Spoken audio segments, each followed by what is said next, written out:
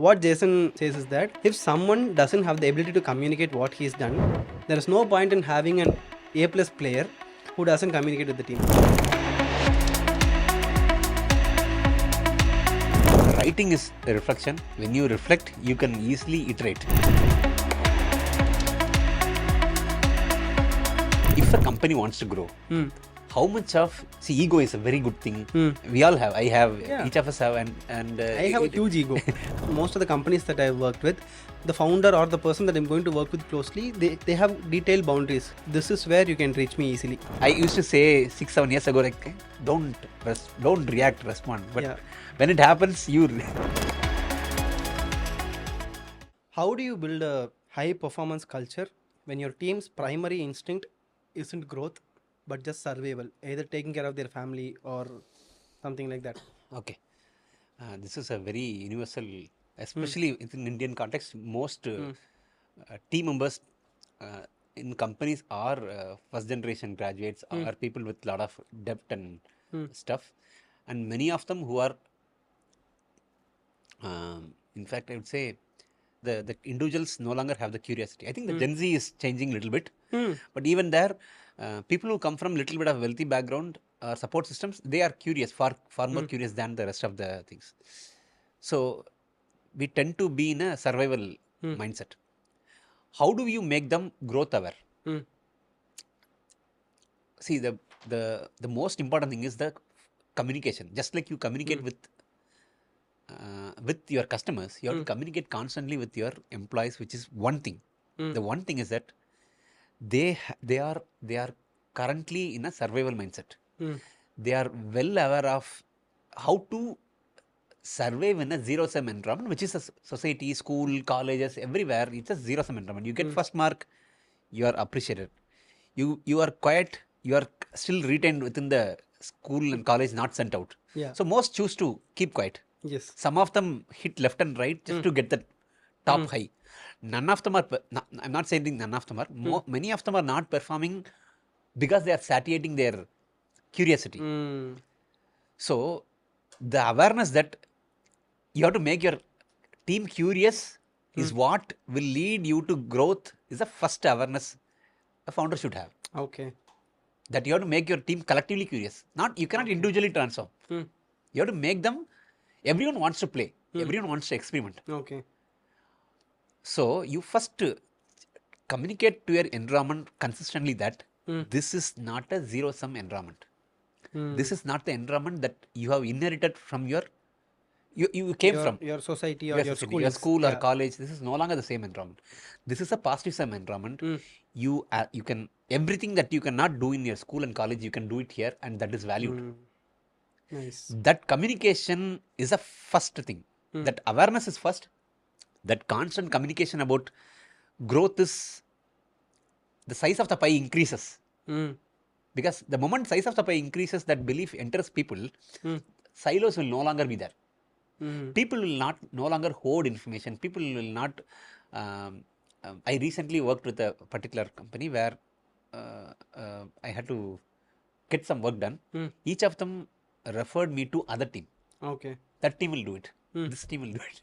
Okay. That happens because accountability is very, very hard. Accountability means you are. So when you communicate consistently that this is a positive sum environment, accountability becomes an opportunity to grow, not as a destination where you will no longer grow. So I think what you said about acknowledging mistakes, right? So the third stage is where zero maintenance teams' actual work comes, which is setting up systems where you set appreciation, you build appreciation culture, you build writing culture, which has two benefits. It non-linearly makes the information available for everyone, including the founder, because things get written down. There is a whole discussion about context graph in Twitter. Context graph is valuable only when people write what they have in their mind. Yep. Right? Without that, it's useless. So what zero maintenance teams does is it introduces these small subtle changes so that people now have the easiest path, the least resistance path for them is to behave at their best. Nice. I think I'm going to take this ideology and apply to my team and use them like lab rats. Let's see what happens. Yeah. Yeah. Thank you. So I have two more points to add to Okay. this. One is that I think you've heard about the company called 37 Signals. Yes. Jason Fried. So Jason, I think publicly stated that they only hire writers. Writers. Okay. Whatever role they're hiring for, they make sure that they're good writers. Impressive. Yeah.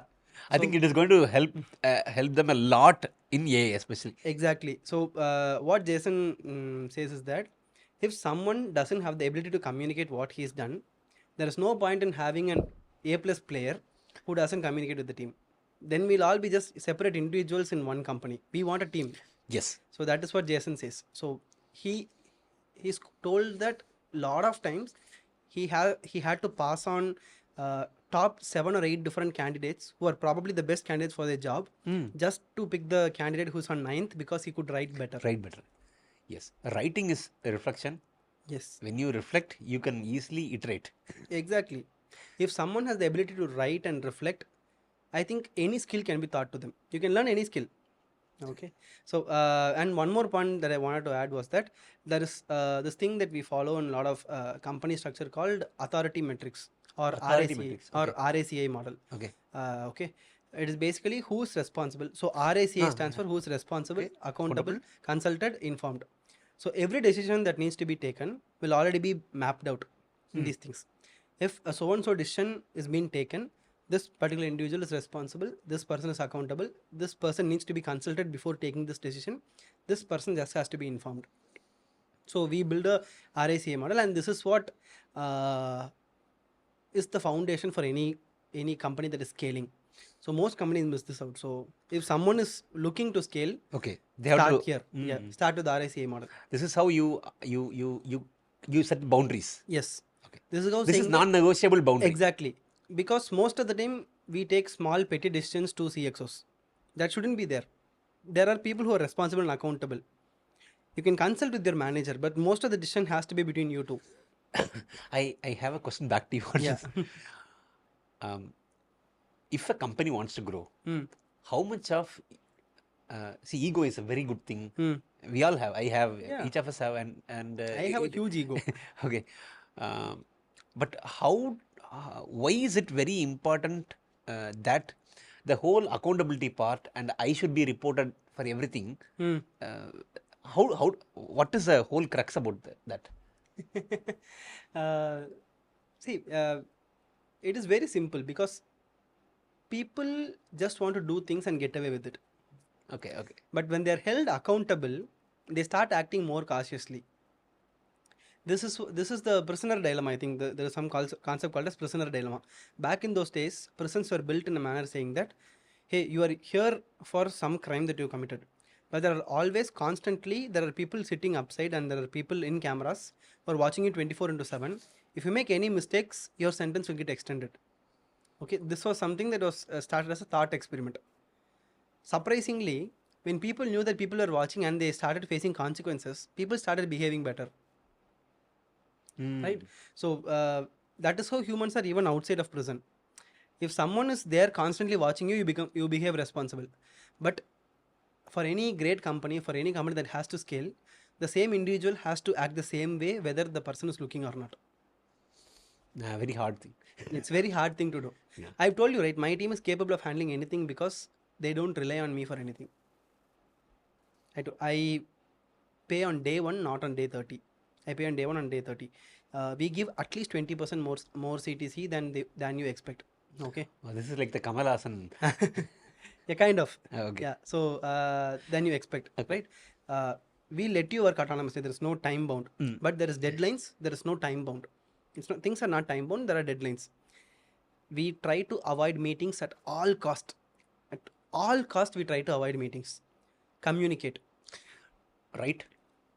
Use voice to text if you cannot write. Okay. Make sure that you communicate. And one more thing, that we've stopped using Loom or self kind of recording kind of videos because people started blabbering in those videos, blah blah blah blah. Right?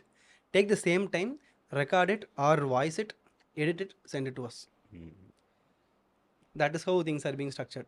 I think this has been one of the biggest things, that is the reason why my company is running successfully, and why even if I want to scale, I can do successfully, because I have all these founding principles, and I have a 15-point rule on how to work with Shashank. You have a I think contract. I have Oh, a amazing, man. I have 15-point rule on how to work with Shashank. If you cannot follow that, I won't even talk to you. That is mandatory. That is bare minimum. So you can be exceptional at what you do, but this is team. This is a team. This is a contract. This is a contract. Amazing, amazing. So yeah, You should put it out there. 15 rules to work with Shashank. Definitely, yeah. It is a simple Google In fact, Doc. I'll give it it to is you. something that every manager should do. Exactly. I thought about this somewhere, some 15 years, not 15, 10. I used to read this guy called Stack Overflow's founder. Yeah, I forgot his name as well. Jason, not Jason. Yeah, I forgot his name. Jeff Edwood and other guy. Joel Spock.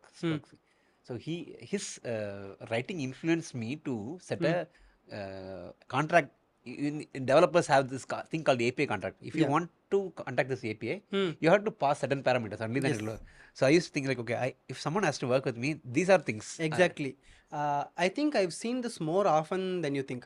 For almost most of the companies that I've worked with, the founder or the person that I'm going to work with closely, they have detailed boundaries. Hey, most of the time, this is where you can reach me easily, and this is the method you can reach me easily. And please take decisions anonymously. Only if you are not sure, come to me. We want you to take decision anonymously. Take autonomously.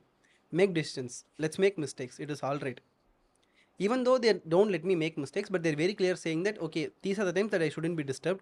This is how I work. This is how I work. So here is an example of how my team communicates with me. Please, can you follow this? Okay. That is how things are. And this is how great companies are built. And one more final question that I have.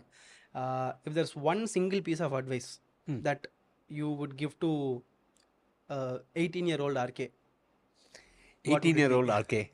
One single piece of advice. It can be one quote, one line, or one ideology. I think sit with it. Sit with it. Sit with it. Nice. Whatever shit you are going through. Yeah, just sit with it. Nice. Because it's a hardest thing. Yeah. I think you mentioned few minutes ago in the conversation that there are several ways to escape from the reality. Yeah. Sitting with it makes you develop the baseline. Yes. We are unable to face our realities because there are certain things we can always afford to escape through what is this whole scrolling thing, or order food, Yeah. or There's talk always to a some way out. people Yeah. in phone. So there is not enough opportunity to observe our own thoughts. Even 15 years ago, when I was 15, 20 years ago, there was enough opportunity to reflect. But back then, I did not know reflection. What is reflection at all? Yeah. When you had time, you did not have what to do. Yeah, now there are so much of ways to get distracted. I recently started taking a lot of passes. I'm writing a book called 1000x. Okay, I think the book, whatever, it has a spiral, right? Yeah. The whole spiral itself was done because I learned through my journaling one thing, which is all of us have to go in spirals. The growth or especially growth is spiral, and the spiral doesn't directly linearly grow up. You have to fall down, and then you pick up, you improve your baseline, then you fall down. It goes just like that biker who runs in the. Yes. You gradually go, but you also go down. Yeah. So sitting with it accelerates that growth because your baseline. You told something about the stupid pronouns having two things, right? Strongest belief or Strong belief on themselves belief and yeah, being happy that someone is proving you wrong. yeah. This requires so much of internal cleanup. Yeah. It's a journey. You have developed all those weakness because of triggers in your childhood, and now each time you will face, you'll make a mistake, and then you react to the trigger, and then you fall down. Yes. Okay. Now again, you'll have to pick yourself up, and to pick yourself, you have to sit with it. Because when you immediately do things, you react, you don't respond. You Yeah. have to respond to things, not react. React. It's the easiest thing to say. I used to say 6-7 years ago, like, don't react, respond. But Yeah. when it happens, you respond. Any major decisions that I take, I mostly sleep on it. Yes. This After one sleep away, it might be afternoon. If it's some major decision that I have to take, I at least make sure that I take a 15-minute nap before I make the decision. yeah. Nothing is important in this world which cannot wait for 15 minutes. Nothing is going to happen if I wait for 15 minutes. Yeah. Yeah.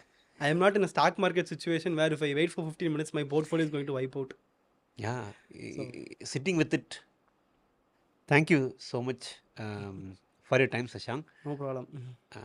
I wish a lot of people become stupid enough to Yeah. try new things. Yes. You've been a very inspiring person for me. That is a very big label, but yeah. Yeah. The whole stupid, I mean, I think when I met you first time, I think I talked to you about the book actually. Yes. Book or the business that I was talking about. And at such a young age, someone knowing about these intricacies and acknowledging them is,